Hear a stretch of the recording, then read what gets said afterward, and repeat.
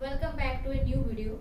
Today we will discuss about C programming language. So today I'll give you a little bit idea about the C programming, and if you want more video then please do comment me in the comment section. I'll upload more video because it is impossible to cover C like programming language in just 5 to 10 minutes video. So here, as I have mentioned, why to study C language? We will be able to understand the inner working of computer system, their architecture.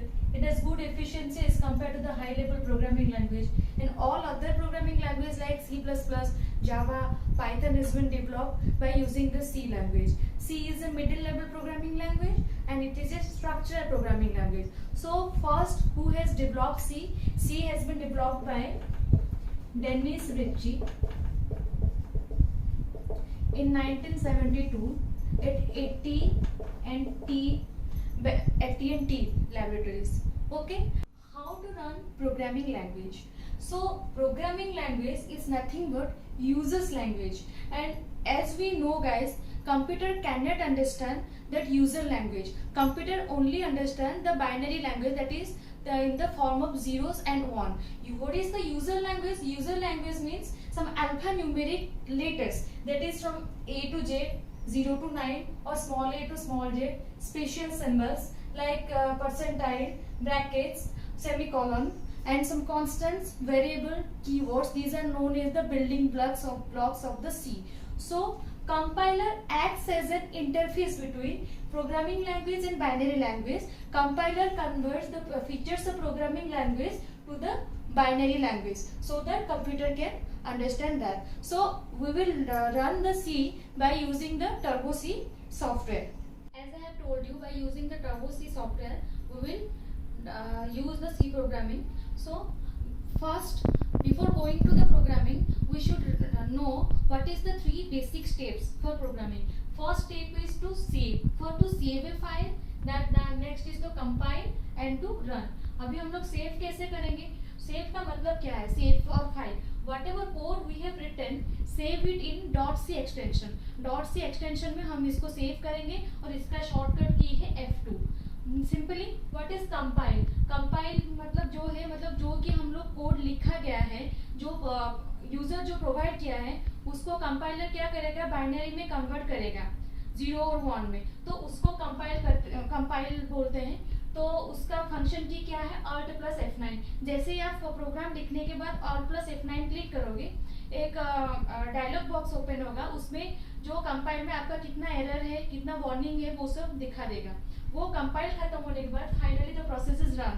तो for shortcut की is Ctrl + F9. जो भी final output है conversion होने के बाद, compiler काम खत्म होने के बाद, जो भी हमारे रिजल्ट फाइनली डिस्प्ले होगा, उसके लिए हम लोग रन यूज करते हैं. तो इसका शॉर्टकट की क्या है? Ctrl + F9. Basic structure of C program. Here I have written a small program. See guys, hash include stdio.h and hash include conio.h. पहले हम लोग ये दो समझेंगे. हैश इंक्लूड ये क्या होता है? हैश का मतलब ये pre processor directive. Pre processor directive का काम क्या होता है? It set the environment for the programming. ये प्रोग्रामिंग का इन्वायरमेंट पहले सेट करता है, और इसको हम लोग क्या फॉलोड बाय ये ब्रैकेट में क्या आया है? हमारा हेडर फाइल आया है. हेडर फाइल का मतलब क्या होता है? ये प्री डिफाइंड लाइब्रेरी फंक्शंस होता है जो प्रोग्रामिंग को इजी बनाते हैं और कंपाइलर को पता होता है और कुछ कन्वर्शन में ये हेल्प करते हैं. तो हमारा कितना हेडर फाइल है? ये देखिए, यहाँ पे 2 हेडर फाइल मैंने मेंशन किया है. stdio.h, इसका मतलब है standard input output. Standard input output का मतलब क्या है? इसमें क्या आता है कि हम लोग जो इनपुट कंप्यूटर्स को हम लोग यूजर जो प्रोवाइड करते हैं, और आउटपुट जो कंप्यूटर हमें प्रोवाइड करता है, जो कि हमारे रिजल्ट स्क्रीन में दिखता है. तो हम इस इनपुट के लिए हम लोग एक फंक्शन यूज करते हैं और आउटपुट के लिए भी एक फंक्शन यूज करते हैं. तो स्टैंडर्ड इनपुट आउटपुट के अंदर 2 फंक्शन आता है. एक होता है आपका printf का फंक्शन और another one is your scanf का फंक्शन.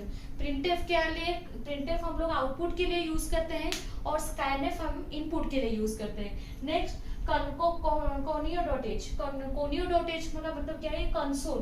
कंसोल का मतलब ये कंसोल इनपुट आउटपुट. इसका मतलब क्या है? ये इम्प्रूव करता है प्रोग्राम की रीडेबिलिटी को इम्प्रूव करता है. मतलब प्रोग्राम अंदर कैसा दिखना चाहिए, और हम कुछ अगर गुड वे से रिप्रेजेंट करना चाहते हैं तो ये conio.h हम यूज करते हैं। इसके अंदर भी दो फंक्शन आते हैं, one is your CLRSCR, another one is your getch। CLRSCR stands for clear screen. Clear screen मतलब जो भी प्रीवियस आउटपुट हमारा है वो क्लियर हो जाएगा, ओनली करंट प्रोग्राम का रिजल्ट और आउटपुट हमें शो करेगा। और getch का फुल फॉर्म क्या है? Gate character. गेट कैरेक्टर का मतलब क्या है? ये स्क्रीन होल्ड करने में हेल्प करता है। स्क्रीन होल्ड करने का मतलब क्या? कोई भी रिजल्ट आपको अगर डिस्प्ले करना चाहते हो, अगर वो रिजल्ट आपको मतलब होल्ड करके रखना होता है तो ये getch आप यूज कर सकते हैं जो स्क्रीन को होल्ड करेगा। और अगर आप getch ऑप्शन नहीं भी दिए हो तो आप Alt+F5 बटन यूज कर सकते हो शॉर्टकट की, जो बिना getch के मतलब अगर आप नहीं दिए हो तो भी आप प्रोग्राम को देख सकते हो। हेडर फाइल का मीनिंग क्या है आपको पता चल गया। अभी हम लोग आएंगे वॉइड मेन के पास। वॉइड का मतलब क्या है? नल। मेन मतलब क्या है? Name given to the function. इसका मतलब क्या है? ये एक ही फंक्शन है जो कंपाइलर कैन कंपाइल डायरेक्टली, बाकी सारे कोई भी फंक्शन कंपाइलर डायरेक्टली कंपाइल नहीं कर सकता। So this is the actually the body part of this program. Actually execution of the program begins from here. तो वॉइड मेन में अगर क्या होता है कि हम लोग जब भी सी प्रोग्रामिंग में कुछ भी हम लोग अगर डेटा देता है तो वो उस हिसाब से कुछ रिटर्न करता है। जैसे कि हम लोग यहाँ पे अगर इंट प्रोवाइड करेंगे तो वो उसका रिटर्न टाइप 0 होगा। इस यहाँ पे वॉइड प्रोवाइड हम लोग किए हैं, वॉइड का मतलब है नल, इसलिए वो कुछ रिटर्न नहीं करेगा। तो और ये जो ब्रेसेस हुआ है, लेफ्ट ब्रेसेस से राइट ब्रेसेस के अंदर में हमारा एग्जीक्यूशन और इम्प्लीमेंटेशन प्रोग्राम हमारा यहाँ पर ही होता है। तो मैंने अभी यहाँ पे एक शॉर्टकट प्रोग्राम लिखा है जैसे कि printf हेलो वर्ल्ड और getch दे दिए, स्क्रीन होल्ड हुआ और अब अभी हमारा ये प्रोग्राम खत्म हो गया। तो अभी क्या, जब हम इसको रन करेंगे तो हमारा क्या होगा कि जैसे कि हम लोग टर्बोसी सॉफ्टवेयर में इसको रन करेंगे, I will show you in the practical session.